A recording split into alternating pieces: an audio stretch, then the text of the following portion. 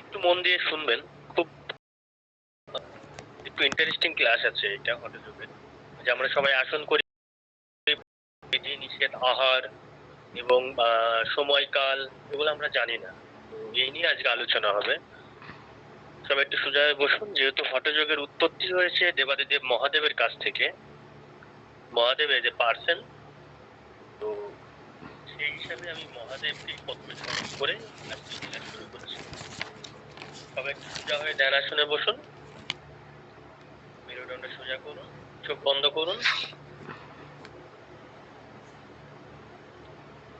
কাঁধকে ঢিলা ছেড়ে দিন।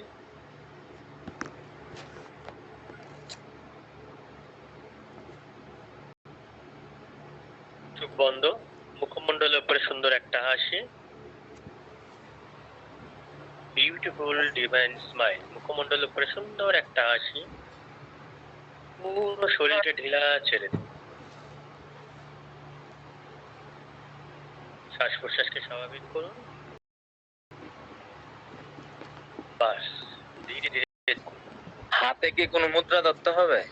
যে কোনো মুদ্রায় আসুন, কোনো অসুবিধা নেই। হাত স্বাভাবিক অবস্থাতে রাখুন। ইচ্ছা হলে মুদ্রা ধরবেন, না হলে ধরবেন না। মুদ্রা অটোমেটিক্যালি চলে আসে। বাস, ধীরে ধীরে চোখ খুলুন। একটু পিন করে নিলে ভালো হয়। গুরু কাকে? আমাকে?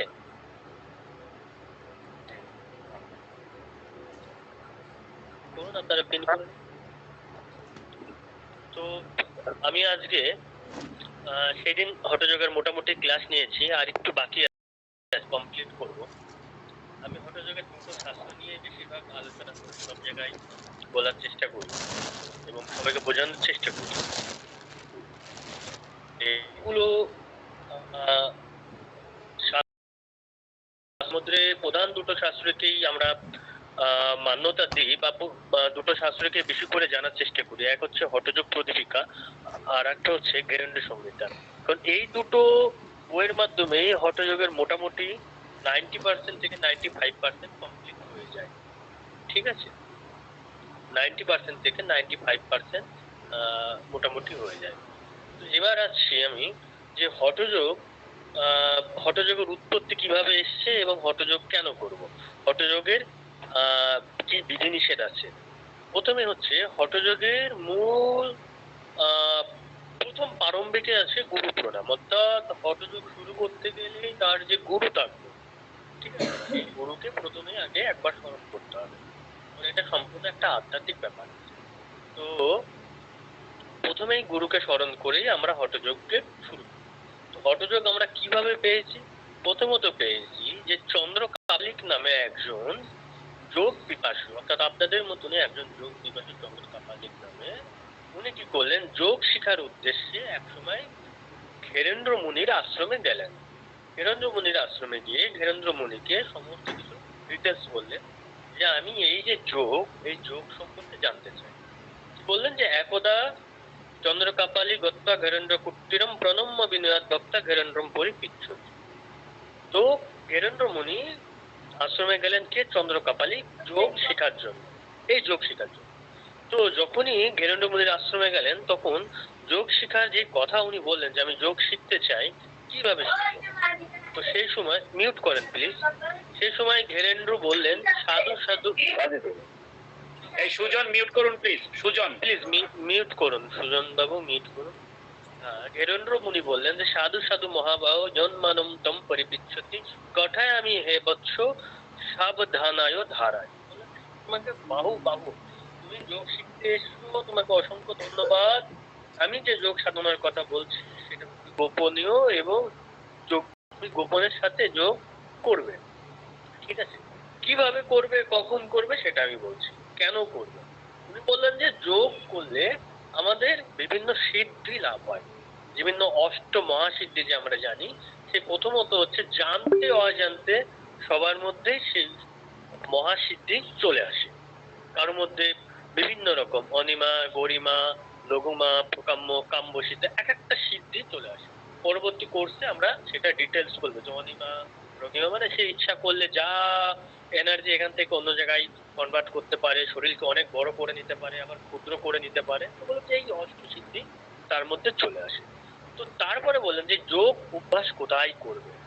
যোগ অভ্যাস করতে গেলে একটা জায়গা লাগবে, স্থান লাগবে। সেই স্থানে তোমাকে যোগ অভ্যাস করতে হবে। সে স্থানটা কি হবে?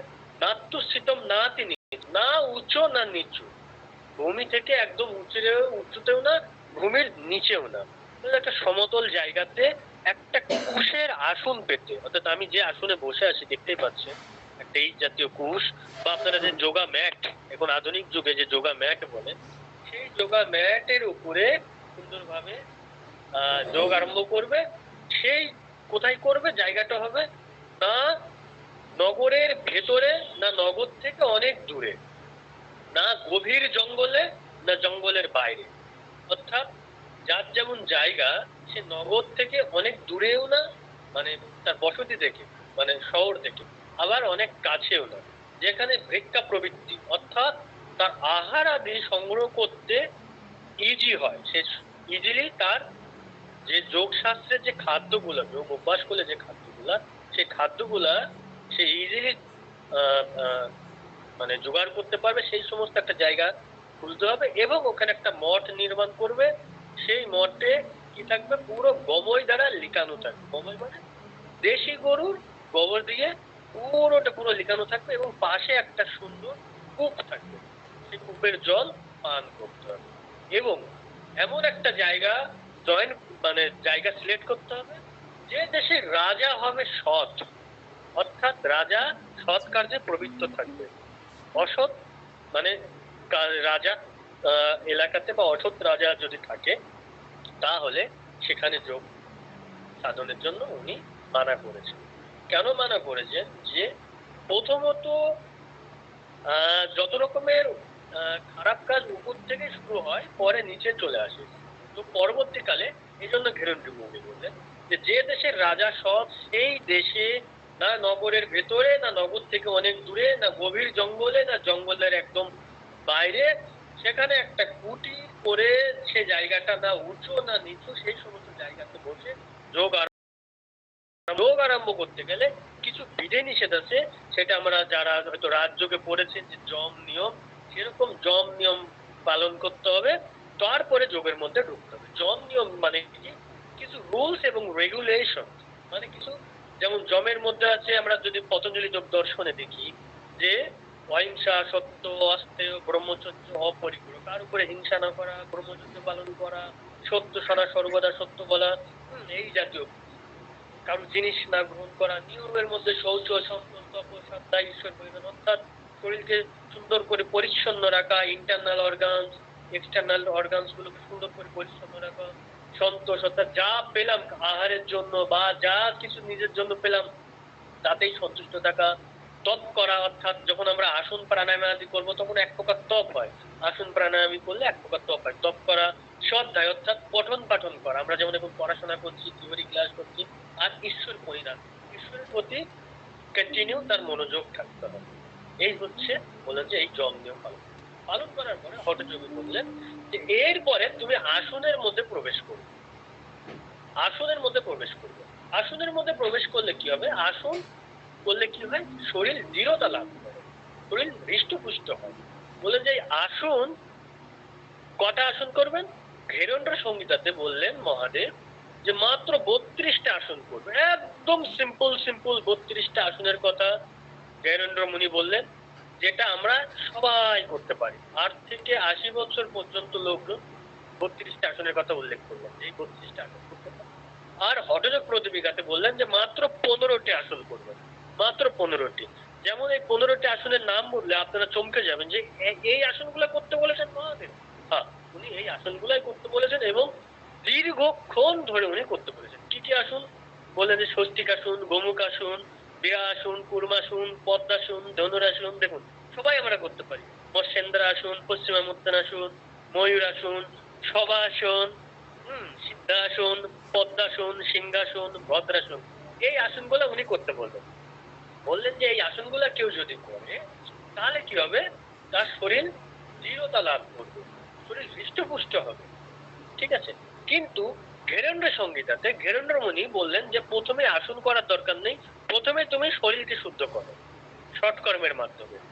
শর্ট কর্মের মাধ্যমে শরীরকে শুদ্ধ করো। দৌতি বস্তি নেতি নলে ট্রাটক কপালভাতি। আগের ক্লাসে আমি সুন্দর করে ডিটেল বলেছি, এগুলো করলে শরীর শুদ্ধ হয়ে যাবে।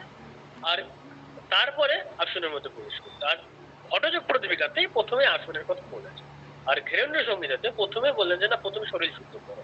কিন্তু বেসিক্যালি দুটোর যে লক্ষ্য এক, তাদের এম একটাই। ঠিক আছে, এইবার হঠযোগ প্রদীপিকায় মাত্র 4টি উপদেশের কথা বলেছে, ঘেরেন্দ্র সংহিতাতে 7টি উপদেশের কথা বলেছে। এবার শরীর যখন আমার শুদ্ধ হয়ে গেল, ঠিক আছে, তারপরে বললেন যে এইবার আসনের মধ্যে প্রবেশ করো। সে আমরা হঠযোগ প্রদীপিকাতে আসি। এবার আসন কি করে করবে? হঠযোগ প্রদীপিকাতে আমি বললাম যে 15টি আসনের কথা বলেছে, আর আমাদের ঘেরেন্দ্র সংহিতাতে মাত্র 32টি আসনের কথা বলেছে। আমি উল্লেখ পরে আসছি। 32টি আসন কি কি, একদম ইজি ইজি উনি 32টি আসনের কথা উল্লেখ করেছেন। কি উল্লেখ করেছেন? সেই 32টি আসনের মধ্যে সিদ্ধাসন, পদ্মাসন, মুক্তাসন, বজ্রাসন, ভদ্রাসন, সিংহাসন, স্বস্তিকাসন, গোমরাসন, গোমুখাসন, বীরাসন, ধনুরাসন, মানে আমরা যে আসনগুলা করি, মানে কোনো উনি অ্যাডভান্স আসনের কথা বলেননি, কোনো কঠিন আসনের কথা বলেননি। যে আসনগুলা 8 থেকে 80 বছরের সবাই করতে পারে, সেই সমস্ত আসনগুলোর কথা উনি বললেন যে এই আসনগুলা করলে কি হবে, শরীরের দৃঢ়তা চলে আসবে, শরীর শক্ত হবে, শরীর শোধন হয়ে গেল, শরীরকে শক্ত করবো।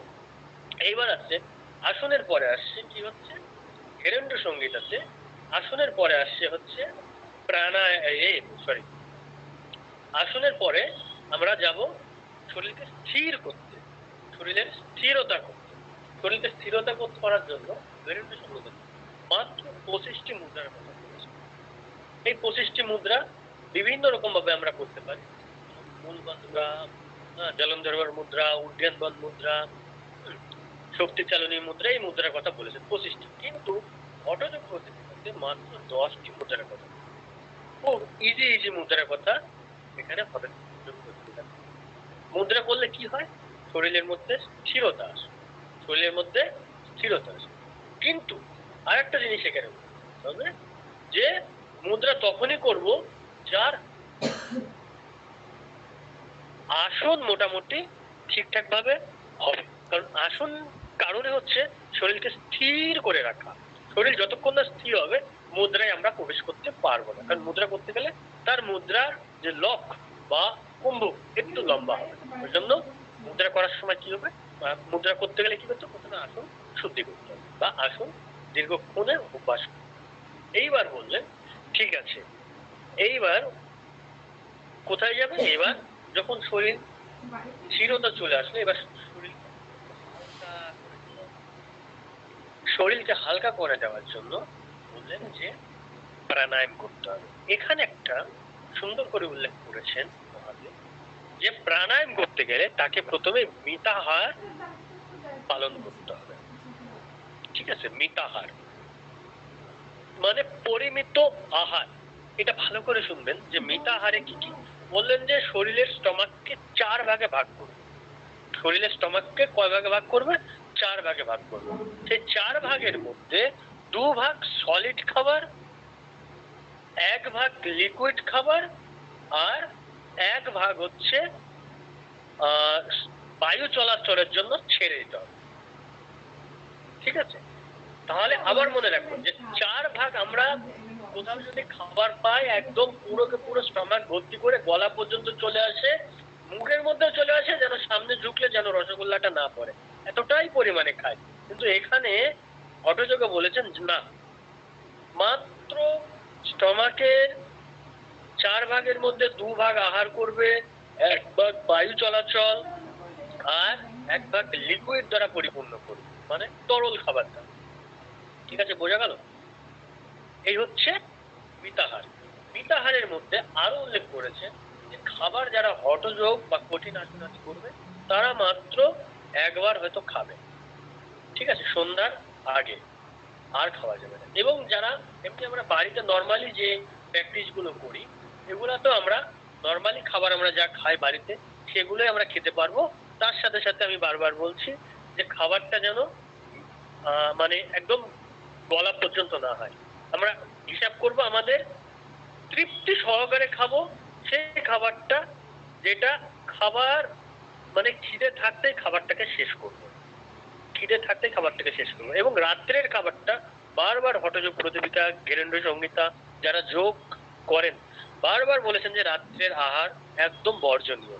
সেখানে আমরা সন্ধ্যার আগে বা সন্ধ্যার পরে খেলেও বেশি রাত করবো না, এটা উনি বারবার এখানে উল্লেখ করেছেন। এবং কিছু খাবারের কথা উনি উল্লেখ করেছেন, এই খাবারগুলো যতটা আমরা মেনে চলবো, যারা হঠযোগ আমরা আসন প্রাণায়ামে করি তাদের জন্য ভীষণ উপকারী। সেই কি কি খাবার আমি দু একটা বলছি। এই খাবারগুলো আমাদের বাংলাতে, পূর্ববঙ্গে, পশ্চিমবঙ্গে সুন্দরভাবে পাওয়া যায়, প্রত্যেকটা জায়গাতে পাওয়া যায়। তবে কিছু কিছু খাবারে উনি মানা করেছেন, হয়তো উনি যখন শাস্ত্রটা লিখেছেন সে সময় হয়তো অন্য কাল কাল ছিল, অন্য সময় ছিল। এবং আমি দেখেছি অন্য আরো হঠযোগের বইতে কিছু কিছু খাবার হঠযোগ প্রদীপিকায় যেটা মানা করেছে ঘেরেন্দ্র সংহিতায় খেতে বলেছে, আবার ঘেরেন্দ্র সংহিতায় যেটা মানা করেছে হঠযোগ প্রদীপিকায় সেটা খেতে বলেছে। তো আমরা সার্বিক আমাদের আহার, অর্থাৎ আমাদের বাংলাতে যে খাবারগুলো উৎপত্তি হয় সিজনাল খাবারগুলো, সেই খাবারগুলোই খাবো। তবু আমি দু একটা উল্লেখ করলাম কি কি খাবারগুলো খাওয়া যাবে।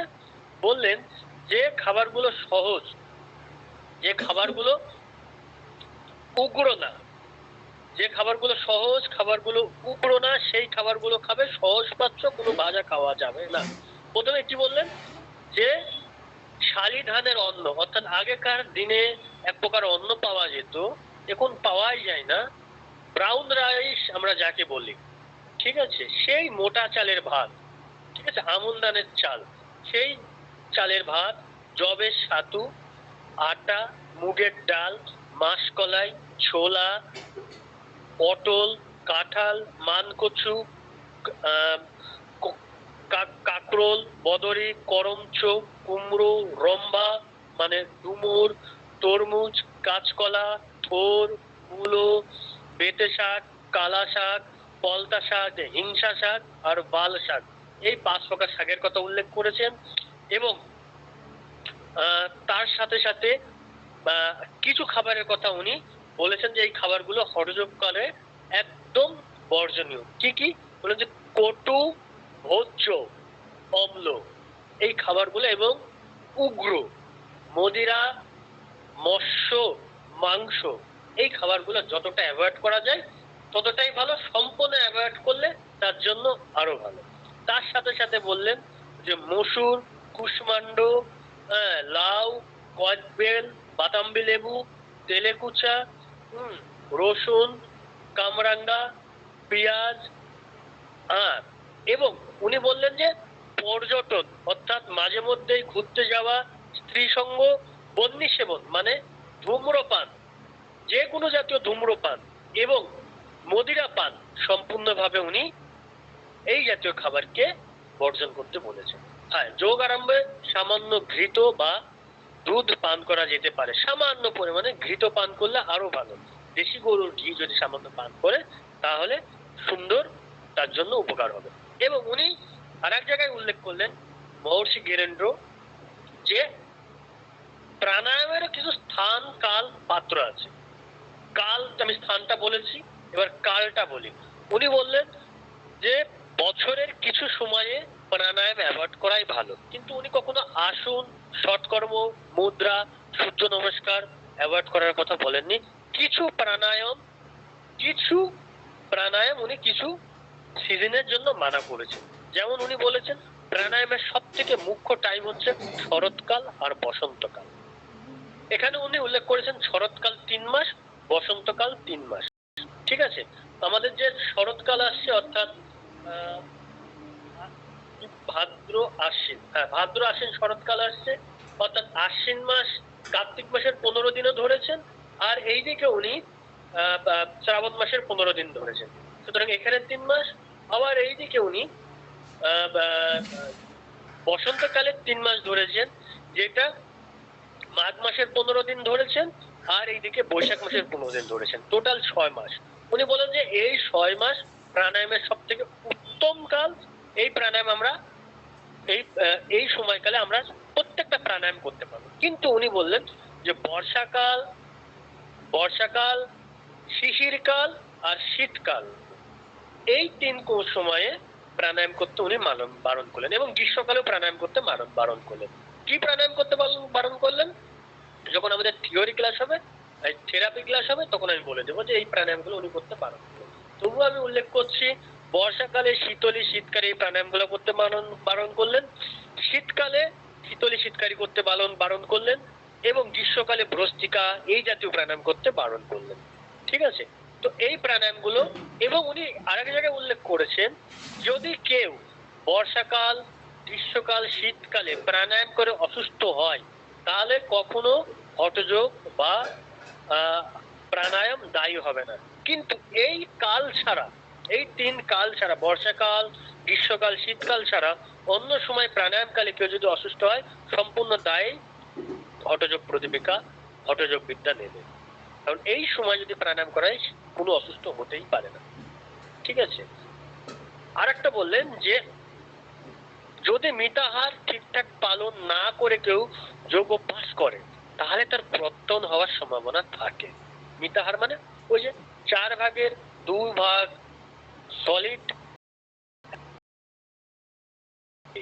এবং তার সাথে সাথে চেষ্টা করতে হবে যতটা পারবো আমাদের সিজনাল খাবার খাওয়া, এবং আমাদের বাংলাতে যে খাবারগুলো উৎপত্তি হয়, যে ফলগুলো উৎপত্তি হয়, সেই খাবারগুলো খাওয়া। ঠিক আছে?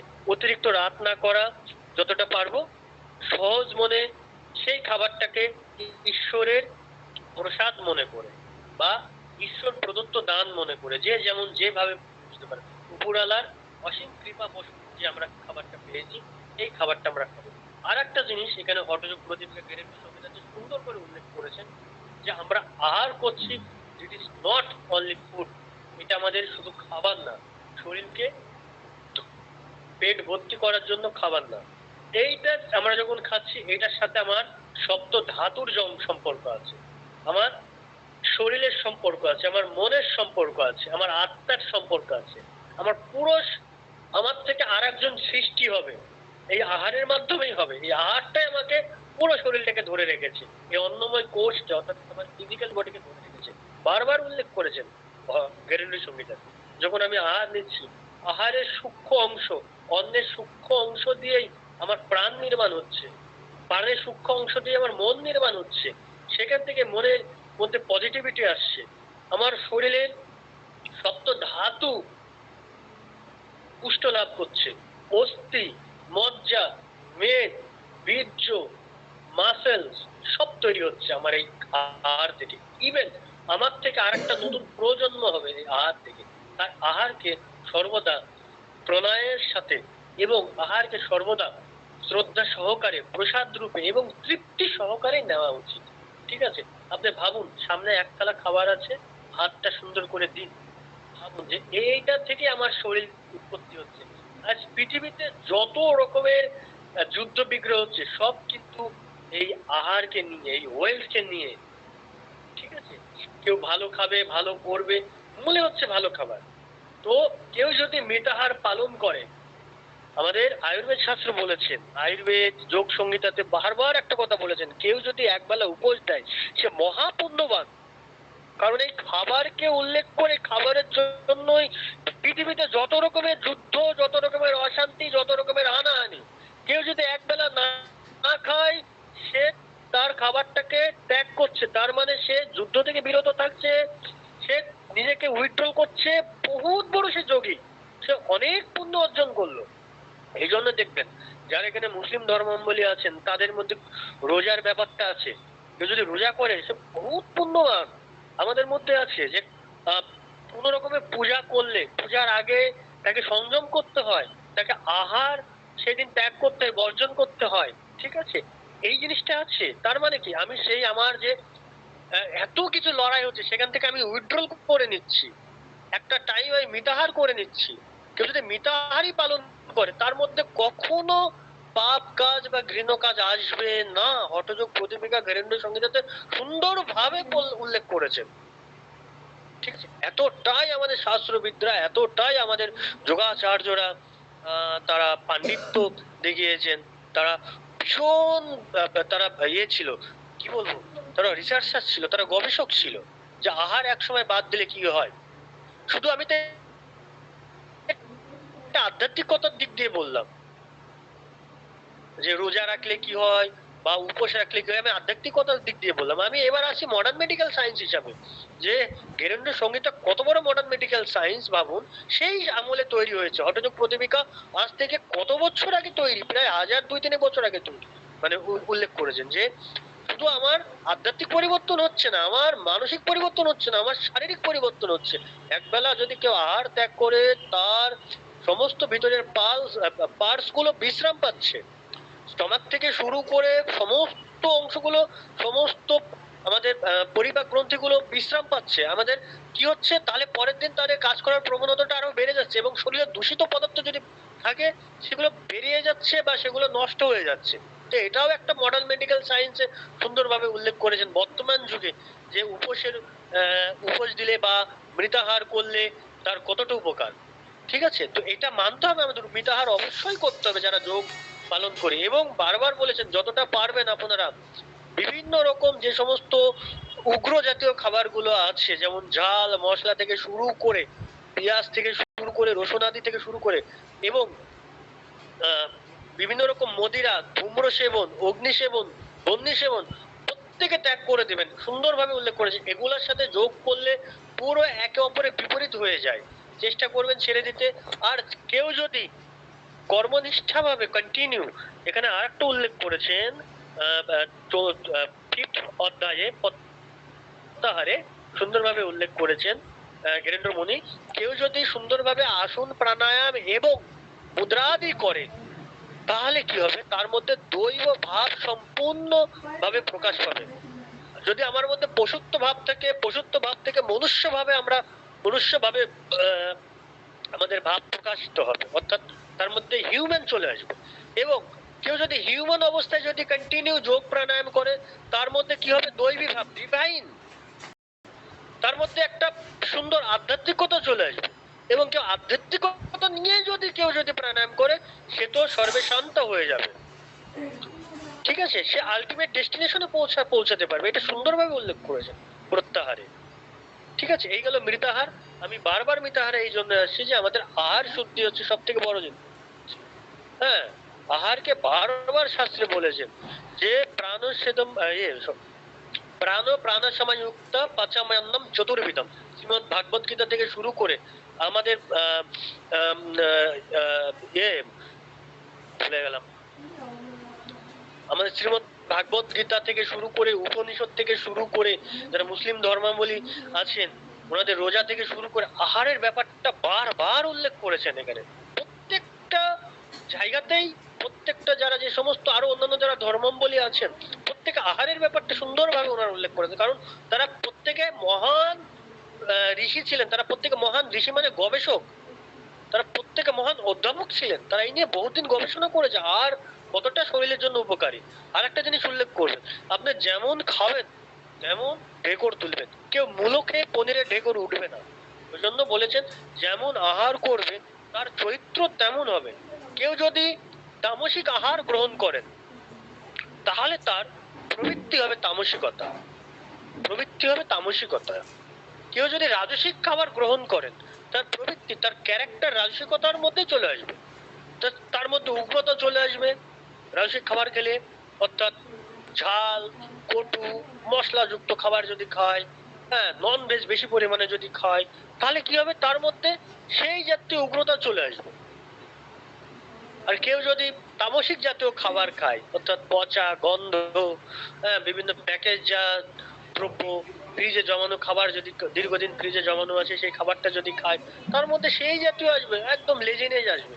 আর কেউ যদি সাত্বিক আহার করে, এক মায়ের হাতের খাবার তৈরি, শুদ্ধ খাবার, না বেশি ঝাল আসে, না মশলা আসে, না তেল, পুষ্টি সম্পন্ন খাবার, তাহলে তার মধ্যে সাত্বিকতা ভাব চলে আসবে।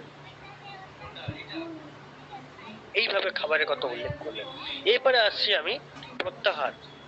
প্রত্যাহারের কি বললেন, যে আমাদের যে পঞ্চ ইন্দ্রিয়কে, আমি গত ক্লাসেও বারবার বলেছিলাম যে পঞ্চ ইন্দ্রিয়কে সুন্দরভাবে আহার করে নেওয়া, তাকে উইথড্রল করে নেওয়া, এইটাই হচ্ছে প্রত্যাহার। পঞ্চ কর্মেন্দ্রিয়, পঞ্চ ইন্দ্রিয়, পঞ্চ তন্মাত্রা সবাইকে কন্ট্রোলে নিয়ে আসা, এই হচ্ছে আমাদের প্রত্যাহার।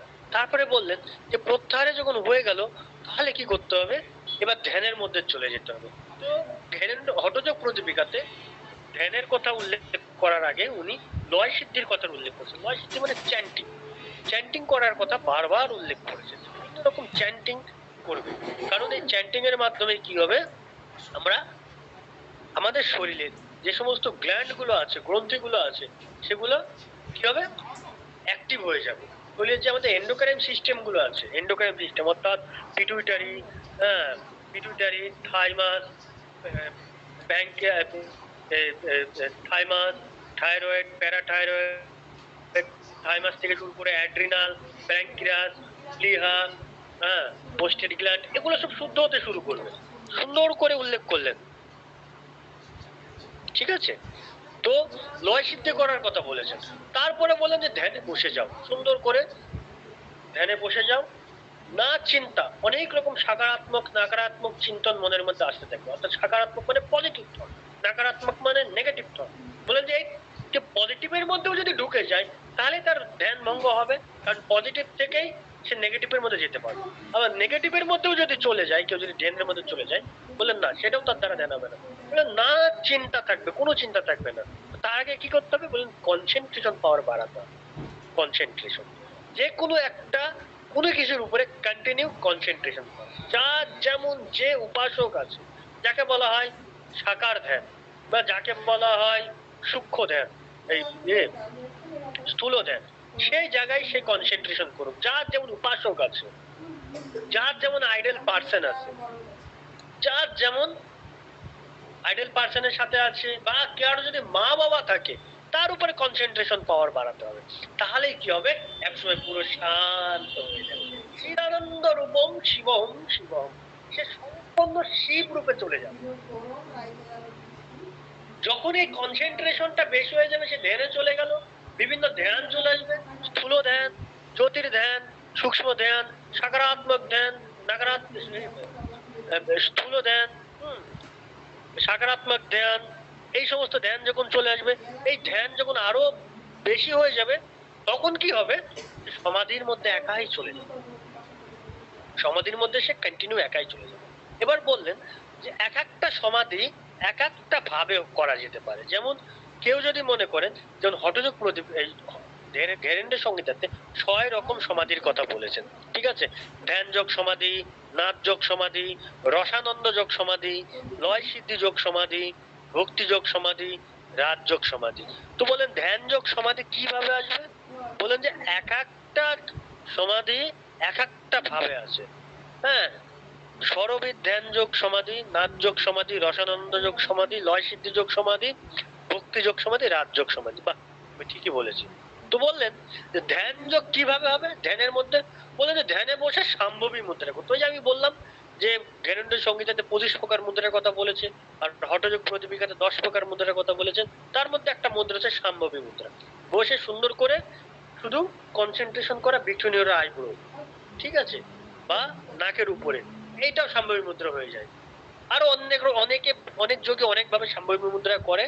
তো বলে যে সাম্ভবী মুদ্রা কেউ যদি কন্টিনিউ কনসেন্ট্রেশন করে, বা কেউ যদি তার ইষ্টকে, কেউ যদি তার মা বাবা বা আইডল পার্সন কেউ কেউ যদি কন্টিনিউ কনসেন্ট্রেশন করে, তাহলে তার ধ্যান হয়ে যাবে। তো বলে এখান থেকে সে সমাধিতে যেতে পারে। এই মুদ্রাটাকেই বলেন যে এই মুদ্রাটাই ধরে থাকো, তাহলে কি হবে, এই মুদ্রাটা হচ্ছে সাম্ভবী মুদ্রা। বলেন এই সাম্ভবী মুদ্রার মাধ্যমে সে সমাধি চলে যাবে। সমাধি মানে আলটিমেট ডেস্টিনেশন। তারপরে বললেন যে নেক্সট সমাধি হচ্ছে নাদ যোগ সমাধি। বলেন যে খেচুরি মুদ্রা করতে। খেচুরি মুদ্রা কি, একটু কঠিন মুদ্রা। আমাদের এই জিহ্বার নিচটাকে সুন্দর করে কেটে দিতে হবে। এই নিচে দেখবেন বাড়িতে সাপ, ব্যাঙ, এই সমস্ত এদের কি, এরা 6 মাস আমরা এদেরকে দেখতে পাই, আর বাকি উইন্টার টাইমে এদেরকে আমরা দেখতে পাই না। এরা কোথায় থাকে, কি খায়, বললেন যে এদেরকে জিহ্বার সামনে আটকানো, পেছনে খোলা। যার ধরুন কি করছে, এরা জিহ্বাটাকে সামনে বের করে আহার করছে, এবং আহার আনতে জিহ্বাটাকে ভেতরে নিয়ে নিচ্ছে। শীতকালে কি করে, এরা বিভিন্ন জাতীয় এই সমস্ত সরীসৃপ গুলো মাটির নিচে চলে যায়, বা তারা আমাদের থেকে একটু দূরে সরে যায়, বা আমাদের যারা ঘরের কোনাতে বিভিন্ন কোলা ব্যাঙ থাকে, তারা কি করে এই জিহ্বাটাকে এইভাবে তারা বসে থাকে। এবং এতে কি হয়, কোন রকম তার মধ্যে দুঃখের উদ্ভব হবে না। এইভাবে কেউ যদি বসে থাকে তার নাদ যোগ সমাধি হবে। তো এখান থেকে আমাদের যোগীরা এখান থেকে কি করলেন, যে জিহ্বা যেহেতু আমাদের সামনে খোলা, পেছনে আটকানো, তাই কি করলেন, জিহ্বার নিচেরটাকে ধীরে ধীরে ধীরে ধীরে কাটতে কাটতে কাটার ব্যবস্থা করলেন। কিভাবে কাটার ব্যবস্থা করলেন? বিশেষ করে বাংলাদেশের নদীর ধারে এক প্রকার বন জাতীয় গাছ আছে, যাকে বলা হয় কি বন বা এই আমরা বনের বেড়া বলি। বিশেষ করে পূর্ববঙ্গে খুব পাওয়া যায় ওই বনের বেড়া। হ্যাঁ হ্যাঁ হ্যাঁ হ্যাঁ, ওই জাতীয় গাছ। তো ওই দিয়ে কি করলেন, ধীরে ধীরে প্রত্যেক দিন কিঞ্চিত পরিমাণ কেটে নিচে চুন দিয়ে লাগাতে হবে, আবার কাটতে হবে 1 সপ্তাহ পর, দীর্ঘ 6 মান্থ পর পুরো জিহ্বা যখন বের করে কপালের দিকে চলে আসবে, বলেন যে এই অবস্থাতে কি করবে, জিহ্বাটাকে ফোল্ড করে গলার মধ্যে দিয়ে দেবে, দিয়ে চুপ করে দেবে। তাহলে কি হবে, না তার তৃষ্ণা লাগবে, না তার খিদে লাগবে, না তার সুখ হবে, না তার দুঃখ হবে, সে একটা লয়ে চলে যাবে, চিদানন্দে সে চলে যাবে। এই হচ্ছে লয় যোগ সমাধি। ঠিক আছে, এই এক প্রকার মুদ্রা, খিচুড়ি মুদ্রা। আমি পরবর্তীকালে যখন আপনারা অ্যাডভান্স কোর্সে ভর্তি হবেন তখন এই সমস্ত মুদ্রা নিয়ে ডিটেলস আসবে। তারপর বলেন রসানন্দ যোগ সমাধি। রসানন্দ যোগ কি?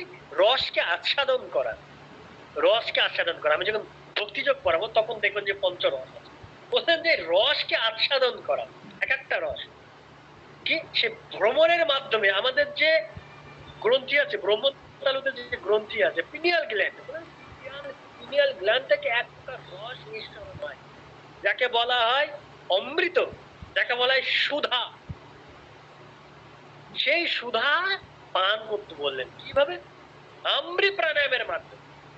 কন্টিনিউ কে যদি ভামরি প্রাণায়াম করে দেখবেন এই জায়গাটা সুন্দর একটা ভাইব্রেশন হচ্ছে ব্রহ্মতালু, বুঝে নিয়ে এই জায়গা থেকে এক প্রকার রস নিঃসরণ হবে, প্রত্যেকটা শরীরের অঙ্গে অঙ্গে প্রবেশ করবে, প্রত্যেকটা সেলে সেলে রোমে রোমে চলে যাবে, এখান থেকে অভূতপূর্ব আনন্দ সৃষ্টি হবে। বলে এইটাই হচ্ছে রসানন্দ যোগ সমাধি।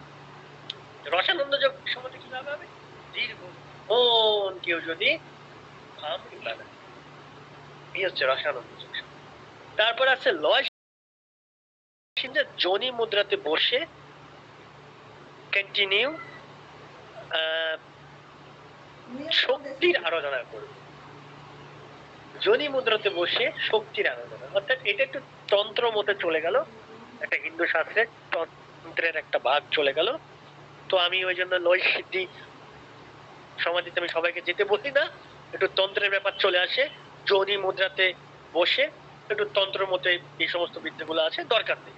তারপরে বললেন যে ভক্তিযোগ সমাধি, বললেন যে ভক্তিযোগ হচ্ছে কি বললেন, যে হৃদয়কে কমল করে, আমরা এখানে সবাই এক একটা ভক্ত, সবাই এক একজন এক একটা সব আমরা ভক্ত প্রকৃতি, স্টুডেন্ট মানেই ভক্ত, আমিও ভক্ত। হৃদয়কে পবিত্র করে আনন্দ স্বরূপ কেউ যদি কোন একটা আসনে কন্টিনিউ থেকে যায়, হোল্ড করে যায়, বা কেউ যদি কোন রকম জপ বা নাম গুণ কীর্তন করতে থাকে, সেও ভক্তিযোগে সমাধিতে চলে যায়। কেউ যদি কারু পা বা চরণ সেবা করে, কারু বলতে তার গুরুর, তার মা বাবার, সে সমাধিতে চলে যাবে। কত ইজিলি ভক্তি, কিন্তু বলেছেন যে ভক্তিযোগ হচ্ছে তার ঈশ্বরকে প্রাপ্ত করার জন্য বা আলটিমেটে পৌঁছানোর জন্য সব থেকে ইজি একটা রাস্তা। কেউ যদি অর্চনম করে, তার শরীরকে যদি অর্জন করে তার ইষ্টের, তাহলে সে সেই সমাধিতে চলে যাবে ভক্তিযোগ। কেউ যদি কীর্তন করে, কেউ যদি কন্টিনিউ যদি ঈশ্বরের নাম গুণ কীর্তন করে, সে চলে যাবে। কেউ যদি কন্টিনিউ সুন্দর করে তার ধর্মাবলী যে সমস্ত নিয়মরীতি গুলো আছে কন্টিনিউ কেউ যদি মানে, সে ভক্তির মধ্যে দিয়ে চলে যাবে প্রত্যেকে। আমরা তারপর আছে রাজযোগ সমাধি, মনোমূর্ষা সমান্দম, অর্থাৎ আমাদের মধ্যে উইল পাওয়ারকে জাগানো। আমাদের ভিতরে যে উইল পাওয়ার আছে, যে সবাই যা করছে আমি তা না, I M a different between, সবাই নাচছে বাট আমি নাচছি, আমি তাকে দেখছি। তার উইল পাওয়ারকে জাগরণ কর, আমি আলাদা না, আমি নেব না। যেমন কেউ হয়তো স্মোক করছে, সবাই না স্মোক না করলে আমি থাকতেই পারি, বা কেউ চা খাচ্ছে, চা না খেলে আমি থাকতে পারি না, আমি নেব না, আমি চা না খেয়েও থাকতে পারি, আমি নন ভেজ বই, আমি উইল পাওয়ারটা একজনের মধ্যে খুব দেখতে পাই, হচ্ছে আমাদের করবো, এত বাধা বিপত্তি এত কিছু, উনি দেশের বাইরে থেকে বিদেশে থেকে তার উইল পাওয়ার, মানে তার মধ্যে রাজযোগ সমাধি চলে এসছে, সে ধ্যান করে, আপনারাও ধ্যান করুন, আপনাদের মধ্যে দেখবেন অষ্ট সিদ্ধি চলে আসবে, এই যে পারবো আমার দ্বারা হবে, নাথিং ইজ ইম্পসিবল, যেটা স্বামী বিবেকানন্দ, কেন হবে না, তার আহার নেই, খেতে পায়নি, কিচ্ছু নেই, সে রাস্তায় কুড়িয়ে যে খাবারগুলো ফেলে দিয়েছে সেই খাবারগুলো খেয়ে দিন যাপন করছে, কুকুরের সাথে খাবার খাচ্ছে, সেই লোক শিকাগো শহরে গিয়ে উঠে হ্যাঁ একটা কথাতে পুরো পৃথিবীকে মাতিয়ে দিল রাজযোগের মাধ্যমে, সে রাজযোগী ছিল। নেতাজি সুভাষচন্দ্র রাজযোগ প্র্যাকটিস করতেন, সারা পৃথিবীকে কাঁপিয়ে দিল। নেতাজি সুভাষচন্দ্র শুধু আমাদের ভারতীয় উপমহাদেশের স্বাধীনতা আনেননি, উনি সমস্ত এশিয়ার স্বাধীনতা এনেছেন। ভারতবর্ষ স্বাধীনের পর পরেই সমস্ত দেশের স্বাধীনতা এসছে, কেন এসছে, তার মধ্যে সেই উইল পাওয়ার ছিল। আমরা অনেকেই দেখেছি, এখানে অনেকেই আছে উইল পাওয়ার তার মধ্যে প্রচন্ড ভাবে জাগৃত, উইল পাওয়ারকে জাগিয়ে সারা পৃথিবী জয় করে দেবে, উইল পাওয়ারকে জাগিয়ে সে পঙ্গুম লঙ্ঘাতে গিরি, যার পা নেই হাত নেই সে গিরি পার করছে, গিরি মানে পর্বত,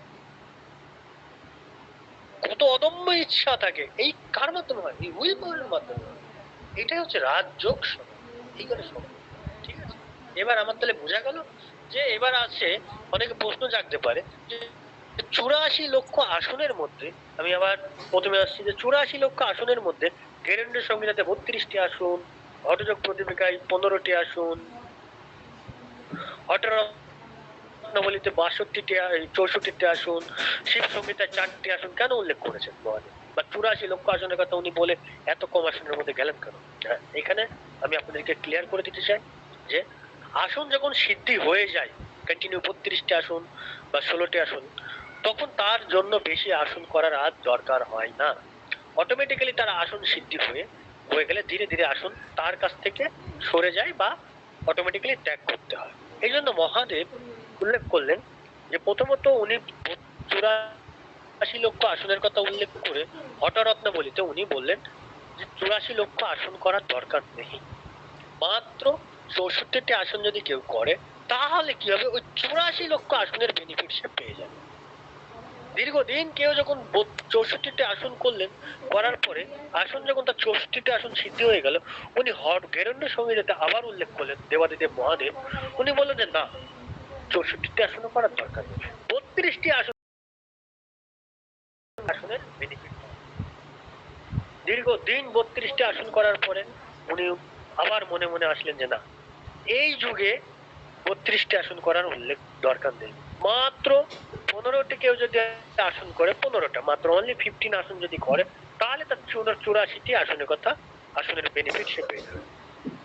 পরবর্তীকালে উনি শিব সংহিতাতে উল্লেখ করেছেন যে 15টি আসনও করার দরকার নেই, মাত্র কেউ যদি 4টি আসন করে, অর্থাৎ পদ্মাসন, স্বস্তিকাসন, উগ্রাসন, সিদ্ধাসন, বললেন যে 4টি আসন যদি কেউ যদি করে, কিন্তু তাকে ওই পরবর্তী আগে যে আসনগুলো করে এসছে সেই আসন সিদ্ধি হওয়ার পরে এই 4টি আসন কেউ যদি নিরন্তর ভাবে করে, তাহলে 84 লক্ষটি আসনের benefit পেয়ে যাবে।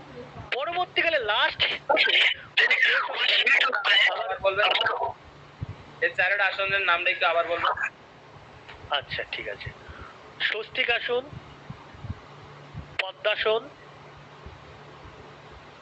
উগ্রাসন আর সিদ্ধাসন।